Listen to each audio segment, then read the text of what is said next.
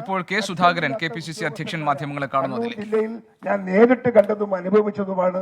അതുപോലെ തന്നെ മറ്റ് ജില്ലകളിലും ഇതുപോലെ പരാതി വന്നപ്പോൾ ഞാൻ പോയി അന്വേഷിച്ചിട്ടുണ്ട്. തൃശ്ശൂരിൽ ഞാൻ പോയി അന്വേഷിച്ചിട്ടുണ്ട്.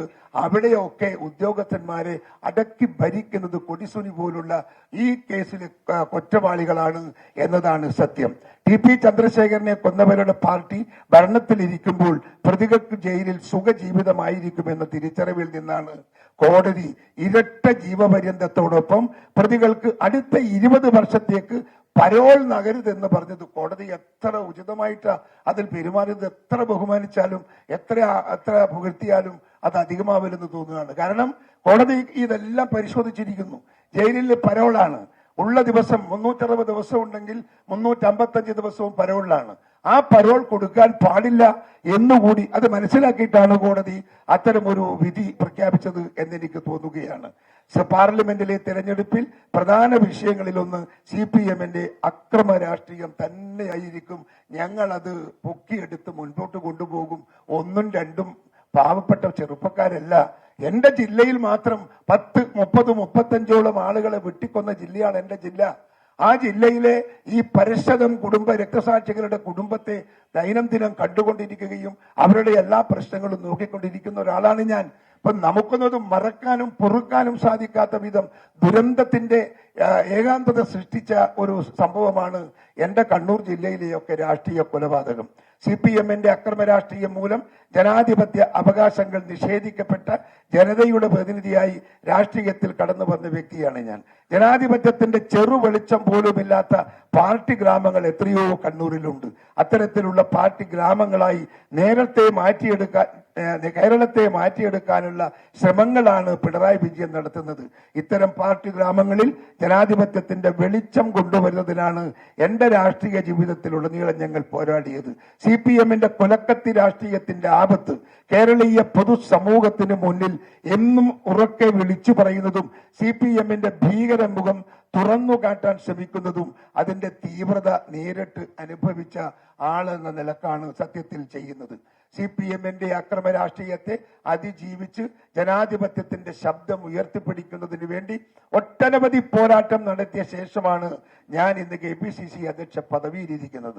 എന്റെ രാഷ്ട്രീയ ജീവിതം CPM-ന്റെ അക്രമ രാഷ്ട്രീയത്തിനെതിരെ സന്ധിയില്ലാത്ത പോരാട്ടം തുടരുക എന്നതായിരുന്നു. സമരാഗ്നിയുടെ ഭാഗമായി കേരളീയ സമൂഹത്തെ അത് ബോധ്യപ്പെടുത്താൻ എനിക്ക് കഴിഞ്ഞു എന്നത് തൃപ്തികരമായ ഒരു അനുഭവമായി ഞാനതിനെ നോക്കിക്കാണുകയാണ്. കണ്ണൂർ മോഡൽ പാർട്ടി ഗ്രാമങ്ങളും കുടിൽ വ്യവസായം പോലുള്ള ബോംബ് നിർമ്മാണവും കൊലപാതക രാഷ്ട്രീയവും കേരളം മുഴുവൻ വ്യാപിപ്പിക്കുക എന്നതാണ് പിണറായി വിജയന്റെ ലക്ഷ്യം. അതിന്റെ ട്രയൽ റണ്ണായിരുന്നു രക്ഷാപ്രവർത്തനം എന്ന ഓമന പേരിൽ മുഖ്യമന്ത്രിക്കെതിരെ പ്രതിഷേധിച്ച യൂത്ത് കോൺഗ്രസ് KSU പ്രവർത്തകർക്കെതിരെ CPM ക്രിമിനലുകൾ നടത്തിയ നരനായാട്ട് പിണറായി വിജയന്റെ രക്തദാഹം അടങ്ങുന്നില്ലെന്ന് തെളിവാണത്. പിണറായിയുടെ രാഷ്ട്രീയ ഉന്മൂലന സിദ്ധാന്തത്തിൽ ഉരുത്തിരിഞ്ഞതാണ് അത്. കേരളം ഞെട്ടലോടെയാണ് തിരിച്ചറിയുന്നത്. CPM-ന്റെ അക്രമ കൊലപാതക രാഷ്ട്രീയത്തിനെതിരായ ജാഗ്രത ജനങ്ങൾക്കിടയിൽ കൊണ്ടുവരിക എന്നതും സമരാഗ്നിയുടെ ലക്ഷ്യങ്ങളിൽ ഒന്നായിരുന്നു. സമരാഗ്നിയുടെ ഭാഗമായി സംഘടിപ്പിച്ച 30-ലധികം പൊതുസമ്മേളനങ്ങൾ ജനനിബിഡമായിരുന്നു. സത്യത്തിൽ ഇത്രയേറെ തുടർച്ചയല്ലേ, ഒരു ദിവസം കഴിഞ്ഞ് മറ്റൊരു ദിവസമല്ല, തുടർച്ചയായ സമ്മേളനങ്ങളാണ്. ഈ തുടർച്ചയായ സമ്മേളനങ്ങളിൽ ഇത്രയേറെ ജനബാഹുല്യം എന്റെ ഓർമ്മയിൽ ആദ്യമാണെന്ന് പറയാതിരിക്കാൻ നിർവാഹമില്ല. ലക്ഷക്കണക്കിന് കോൺഗ്രസ് പ്രവർത്തകരും അനുഭാവികളുമാണ് സമരാഗ്നി ജാഥയുടെ പൊതുസമ്മേളനത്തിൽ പങ്കെടുത്തത്. കേന്ദ്ര സംസ്ഥാന സർക്കാരുകളോടുള്ള ജനങ്ങളുടെ എതിർപ്പും വെറുപ്പും എത്ര മാത്രമാണെന്ന് ഈ മഹാസമ്മേളനങ്ങൾ വരച്ചു കാട്ടി. തെലുങ്കാന മുഖ്യമന്ത്രി രേവന്ത് റെഡ്ഡിയാണ് സമരാഗ്നി പ്രക്ഷോഭയാത്രയുടെ സമാപനത്തോടനുബന്ധിച്ചുള്ള പൊതുസമ്മേളനം നാളെ ഉദ്ഘാടനം ചെയ്യുന്നത്. സച്ചിൻ പൈലറ്റ് മുഖ്യ അതിഥിയായി പങ്കെടുക്കും. കേരളത്തിന്റെ ചുമതലയുള്ള AICC general secretary Deepa Das Munshi ഉൾപ്പെടെ കേരളത്തിലെ കോൺഗ്രസിന്റെ മുഴുവൻ മുതിർന്ന നേതാക്കളും ജനപ്രതിനിധികളും സമാപന സമ്മേളനത്തിൽ പങ്കെടുക്കും. ഫെബ്രുവരി 9 AICC general secretary KC Venugopal Kasaragod ഉദ്ഘാടനം ചെയ്ത സമരാഗ്നി പ്രക്ഷോഭയാത്രക്ക് അന്നു മുതൽ ഇന്ന് വരെ വലിയ പിന്തുണയാണ് കേരളീയ സമൂഹവും മാധ്യമ പ്രവർത്തകരും നമുക്ക് നൽകിയിട്ടുള്ളത്. അതിലുള്ള നന്ദിയും കടപ്പാടും KPCCക്ക് വേണ്ടി രേഖപ്പെടുത്തുകയാണ്. നിങ്ങളോടുള്ള കടപ്പാട് വളരെ വലുതാണ്. നമ്മുടെ ഈ സമരാഗ്നി എന്ന് പറയുന്ന ഈ ഒരു പ്രക്ഷോഭ സമരത്തെ ജനമധ്യത്തിന്റെ അകത്ത് ഇത്രയേറെ ഉയർത്തിയെടുക്കാൻ മാധ്യമങ്ങൾ കാണിച്ച ഐക്യവും സ്നേഹവും നിങ്ങൾ കാണിച്ച വലിയ മനസ്സിനും ഞാൻ നിങ്ങളുടെ മുമ്പിൽ നമിക്കുന്നു. നിങ്ങൾക്ക് നമസ്കാരം.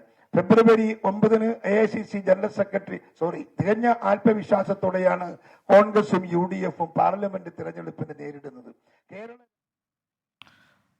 സമരാഗ്നിയുടെ ഭാഗമായി ഇപ്പോൾ KPCC അധ്യക്ഷൻ K. സുധാകരൻ മാധ്യമങ്ങളോട് സംസാരിക്കുകയായിരുന്നു. അതിന്റെ തത്സമയ ദൃശ്യങ്ങളാണ് നമ്മൾ കണ്ടത്.